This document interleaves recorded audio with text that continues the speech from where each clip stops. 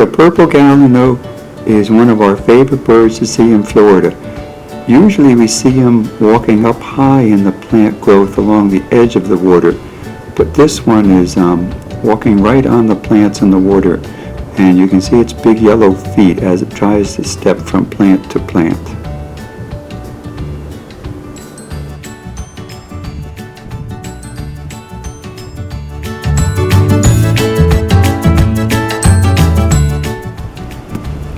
The Anhinga beats the fish a few times on the log, and then he holds it still, probably to see if it's moving, and then he beats it for a while more. It took him several minutes until he got done with it.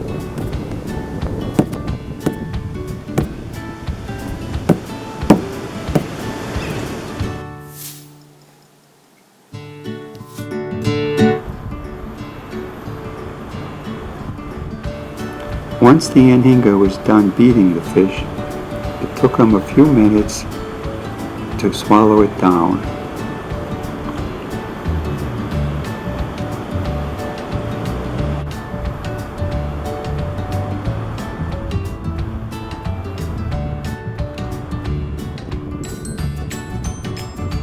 Yay, Anhinga! Well done, well done.